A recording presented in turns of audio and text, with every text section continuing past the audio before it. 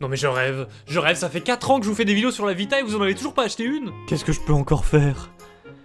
Bah vous montrer des jeux qui font baver peut-être. Alors pas un top 10, mais une sélection de 10 jeux qui, selon moi, collent bien à l'identité de la dernière console portable de Sony. On commence avec Killzone Mercenaries. Non pas que les FPS ça soit un genre que j'affectionne beaucoup, mais celui-là c'est surtout une vitrine technologique de la Vita. C'est la première fois qu'un FPS portable était aussi abouti. Jouable avec les deux sticks, le gyroscope pour ajuster la vue, l'utilisation de l'écran tactile, des super graphismes et une mise en scène grand spectacle. Faut kiffer passer son temps à tuer des gens, mais si tu cherches un jeu de tir AAA exclusif sur la machine, tu trouveras pas mieux.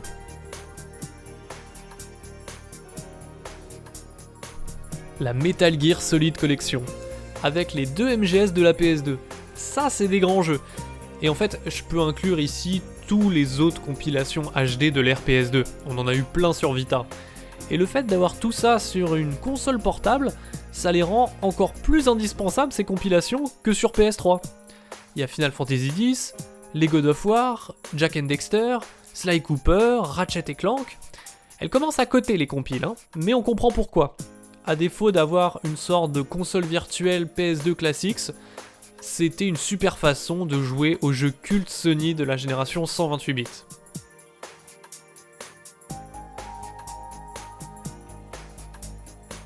Muramasa Rebirth, un jeu d'action avec une 2D somptueuse signée VanillaWare. D'ailleurs, vu qu'on recommence à parler d'eux grâce aux quelques portages qui arrivent sur Switch, comme 13 Sentinels et Grim Grimoire, je vais en profiter pour citer les autres jeux du studio que tu peux déjà faire sur Vita. En plus de Muramasa, t'as Odin Sphere, un peu dans le même style, qui a été bien amélioré depuis la version PS2, et puis Dragon's Crown, si tu kiffes un mélange de beat'em all et RPG, toujours avec des visuels atypiques. En parlant de jeux 2D jolis, il y a Rayman Legends qui existe aussi, faut pas l'oublier. Je le mets pas vraiment dans cette sélection de 10 jeux parce qu'il est trouvable sur tous les appareils électriques qui existent, mais il exploite bien les capacités de la console, puisque à l'époque, c'est la seule version qui héritait des features de la Wii U, avec le gyroscope et l'écran tactile.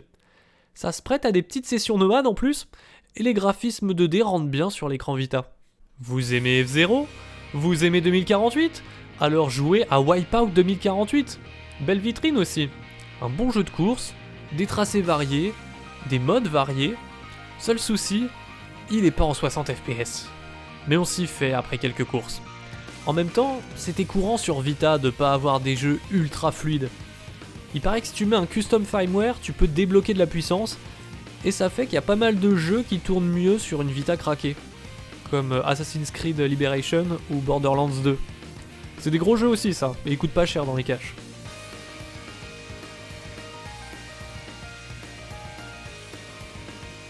Pour le 5ème jeu, je vais en fait citer une trilogie. La trilogie Zero Escape. Dis-toi que cette série, c'est comme avoir un escape game dans sa poche, avec une ambiance glauque et un super scénario. Des puzzles à résoudre rythmés par des phases de dialogue prenantes. Dans l'idée, c'est un peu Saw en jeu vidéo. Je connaissais pas les jeux comme ça, et c'était une chouette curiosité. Uncharted Golden Abyss.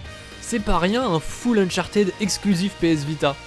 Il est sorti au lancement, et si on avait eu des jeux de cette trempe tous les ans, elle aurait peut-être fini par cartonner cette petite console. Faut aimer tuer des gens, encore une fois, mais c'est rythmé par des phases d'énigmes et de plateformes dans des super décors. Il est vraiment beau. Il utilise beaucoup l'écran tactile aussi, mais là c'est même trop je trouve. Il force un gimmick de la console qui en avait pas besoin, à coup de va nettoyer toute la poussière sur les bibelots que tu trouves. Alors que Tearaway, il utilise toutes les features de la console, mais ça sert le gameplay. C'est un vrai titre original que je conseille à tous ceux qui viennent de choper une Vita et qui veulent voir en quoi elle se différencie d'une 3DS ou d'une Switch. C'est un jeu de plateforme mignon et coloré qui exploite la caméra et même l'écran tactile arrière.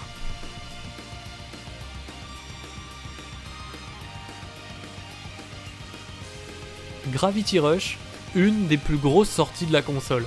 Une ville à explorer, il y a des quêtes, un bel univers, des combats, de la plateforme et une mécanique sympa qui consiste à changer le sens de la gravité.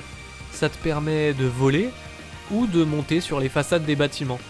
Son gameplay aérien, c'est son principal facteur différenciant. Je me souviens qu'il avait marqué beaucoup de monde au début de la Vita parce que c'était un de ses premiers jeux très ambitieux. Persona 4 Golden. Pour beaucoup de monde, c'est le meilleur jeu Vita tout court. Je l'ai vu premier dans tellement de top. Moi, j'irai pas jusque là, mais faut avouer qu'il a une super ambiance pour un JRPG. Les musiques sont top et le scénario est original, même s'il traîne un peu trop en longueur. C'est un très gros jeu, faut le savoir. Techniquement par contre, rien de folichon, c'est un portage de la PS2, mais avec du contenu en plus.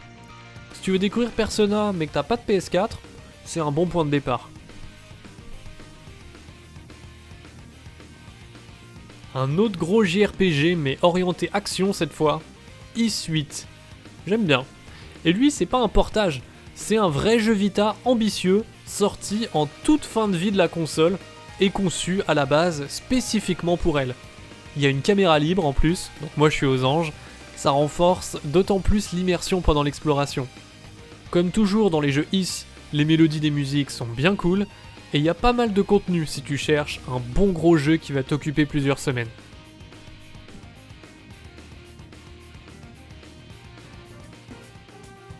Si avec ça rien ne vous donne envie de jouer à la Vita, c'est qu'elle est définitivement pas pour vous.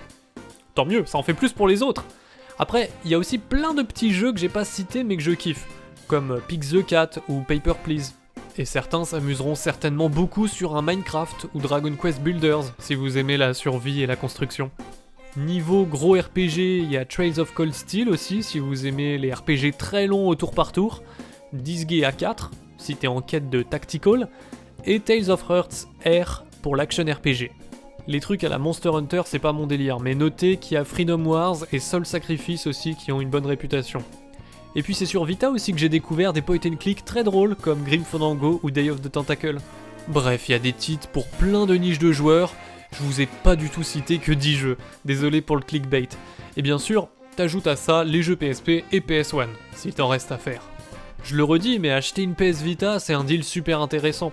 Si tu négocies un peu sur des sites de vente d'occasion, tu peux trouver des lots sympas pour moins de 100€, avec des jeux et une carte mémoire.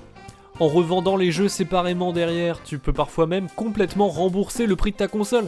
Donc ça te fait une Vita gratuite. Et si sur YouTube tu suis un tuto pour modifier le firmware, t'as de quoi t'éclater dessus des centaines d'heures sans jamais dépenser 1€ de plus. Et puis elle a pas que ça comme qualité, mais si je continue, je vais juste finir par répéter ce que j'ai déjà dit dans les vidéos Vita précédentes. Donc si vous les avez pas encore vues, cliquez ici.